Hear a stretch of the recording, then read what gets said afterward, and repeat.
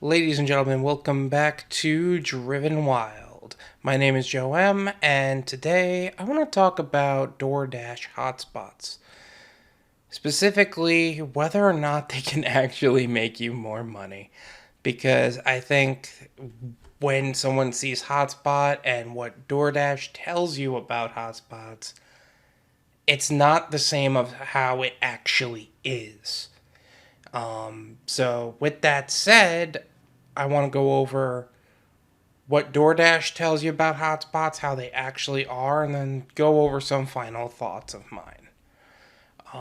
And I'm just going to go in and out here, so let's get started. This article is pulled straight out of DoorDash's website. And we're going to start from the top. Stay busy and earn more with hotspots. We built hotspots to help Dashers find deliveries quickly while on the road. A hotspot is an area in your dashing starting point that indicates busiest areas for orders. So you're not going to see hotspots in a neighboring area. You're going to see it in the area which you started. Then if you want to see those hotspots, you're only going to see them when you're online in that area. So you'd have to go offline and then online somewhere else. I think that goes without saying, but I think it's good to mention. You will generally see hotspots near areas with many restaurants. I think that's business 101. Like, if you're going to open a restaurant, you open it up in an area where people are going to go. And there are a lot of restaurants next to each other almost all the time. And that's just me taking a personal interest in restaurants. I don't know if you notice, I like to eat. To increase your chances to receive more orders, simply position yourself closer to a hotspot. Now, you don't necessarily want to do that because the amount of tip that is going to be hidden is going to increase.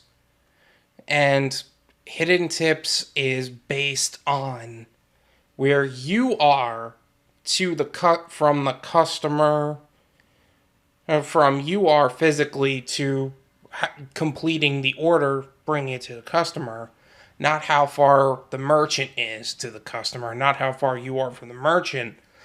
It's the absolute total. That being said, don't be too far away or you're not going to receive any orders. But what I like to do is I like to be between a couple of hotspots. And I like to just be in a position to receive both. Now, here's another thing I should mention. Don't let the orders themselves take you too far away from the hotspots because then what's going to happen is you're going to take a long time getting back to the area of which you want to get orders from. And that's going to take a while. Sure, you can get some orders on the way back, but if you're going to an area that you don't necessarily want to be in, it your area might be different than mine. I'm from Florida. I've also done work in New York and Maryland at one point. And it might actually make more sense to drive in other areas. Because then you're open to other opportunities you didn't even know you had. But hotspots in general, they're good areas to receive orders from, but not be too close to. Hotspots are meant to guide you to busy areas, that's true, and they are consistently refreshed throughout the day, but they do not guarantee orders. So they refresh every 10 minutes. 10 minutes, in my opinion, is not often enough. That's my Uber app, ironically. Hotspots are meant to guide you to busy areas. That's not off. 10 minutes is not often enough to where you can receive an actual idea of where orders are. But here's another thing that I feel like I should mention, because I've seen McDonald's and Taco Bell as hotspots, but they never give good orders. They made it clear that you can receive orders if you're closer. They didn't say the orders were good. They didn't say they were profitable for you as a driver. That's not a concern of DoorDash. That is a concern of the driver. And one thing I will tell you is you got to position yourself in an area that is actually going to be profitable for you as a driver. In any case, just be careful of that. You can only see hotspots on your dasher map while dashing, and they will be, so once you're online, you will be able to see what hotspots are available in that starting point. There are 2 different types of hotspots you may encounter. So, not too many people acknowledge this, because in most cases, most people are only concerned with the first option, the dynamic hotspots. Dynamic hotspots are created when a certain restaurant or area currently has a lot of orders. Dynamic hotspots will have a red area around it, highlighting the full area of busy restaurants, and will say, quote, busy hotspot zone. That's indicated right here on the screenshot they gave. At the bottom of the screen, you do not have to be within the red area to receive an order, but the closer you get, the more likely you are to get an order. Now, the one thing I will say about this is that I like this update with the hotspots, because it gives you an idea on how much of that area is actually consisting of restaurants. Because if you go to an area and there's like 4 or 5 different restaurants, that's great. But if there are so many restaurants in that area, I would love to be in there, like 10, 20, 30 restaurants. I would love to be in that particular zone. So I kind of like how they have the red surrounding it. I gotta turn that on vibrate when I do these videos. Historical hotspots are shown as the flame icon without the red area around them, and say previously busy hotspot zone. So you're only really going to see these particular hotspots if you're like me and you start off early in the morning. Early in the morning, there's like this one hotspot zone that says just the name of a plaza. And that plaza, under normal circumstances, is very active. But not all hotspots are like that. They're just this one restaurant. Like some areas, it's just this one restaurant that's really good, and that's the one they indicate.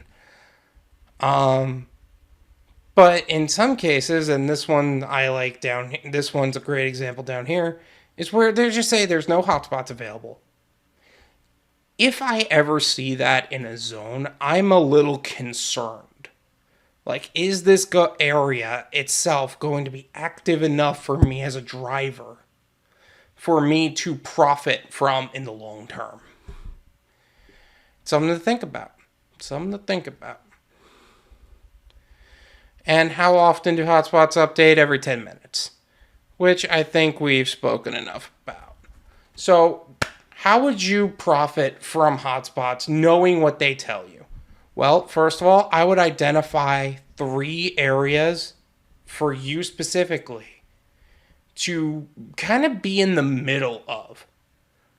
And wherever that may be, maybe you're the kind of person like I am where here's where I live and I'm just surrounded by other restaurants and I could just kind of get away with being at home.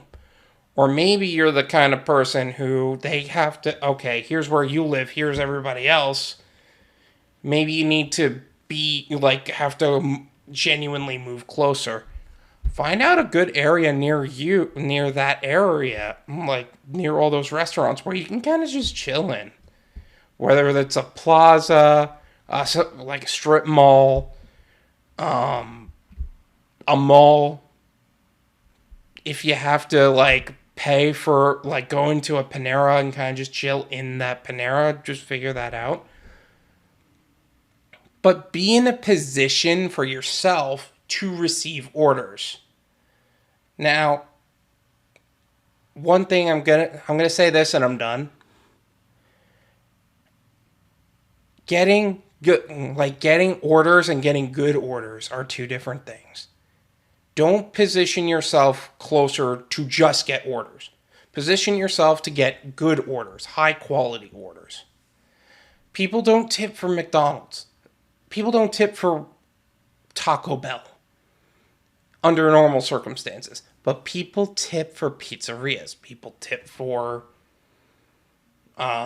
Chinese. People tip for Indian. Indian I see a lot.